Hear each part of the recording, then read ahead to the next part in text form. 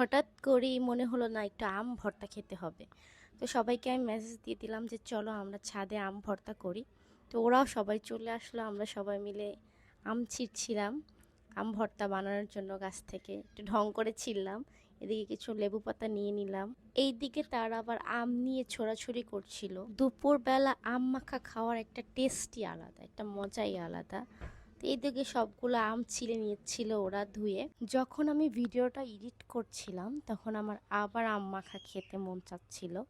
তো এইদিকে আমাদের আম ছিলা রেডি, আমরা ধুয়ে ফেলছি। ধুয়ে এখন গ্রেটার দিয়ে আমগুলো সবগুলো কুচিয়ে নেব। আমার মতো কারা এরকম আম ভর্তা পছন্দ করেন কমেন্ট করে জানাবেন কিন্তু। হ্যাঁ, এইদিকে আমার ছোট বোন সব আমগুলাকে গ্রেট করে নিচ্ছিল। তো আমরা সবাই ওয়েট করতেছিলাম কখন হবে আর কখন খাবো।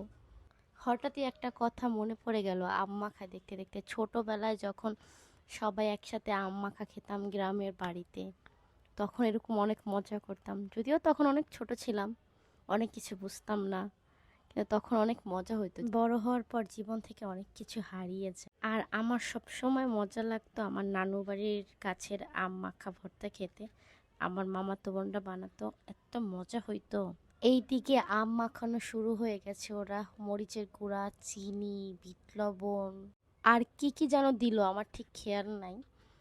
তারপরে ভালো করে কচলাইয়া নিচ্ছিল। আমার ছোট বোনের হাতের আম মাখাটা আসলেই মজা হয়েছে, মানে আমি যখন খাইছি মানে মন মুখে দিলে একটা যে কি স্বাদ হয়েছিল, দেখতেই অনেক লোভনীয়। যদিও আমার এখন আবার খেতে মন চাইতেছে, জিহ্বায় জল এসে যায়, এরকম একটা কথা না। তো যে বানাইছে তাকে আগে টেস্ট করতে দিয়েছিলাম যে কেমন হয়েছে দেখো খেয়ে। তো সবাই খেয়ে খেয়ে রিভিউ দিচ্ছিল না ভালো হয়েছে। ওরা খাচ্ছিল আর আমি তাকায় তাকায় দেখছিলাম, কারণ আমি ভিডিও করতেছিলাম। এইদিকে আমার খাওয়ারও সময় চলে আসলো, আমি একটু খেয়ে অমৃতর মতো লাগছিল। আর লাস্ট টাইম ওরা পুরো কাড়াকাড়ি করছে খাবার নিয়ে যায়, এত মজা হয়েছে। পরে আমি সবাইকে দিয়ে থালা বাটি ধুইছি।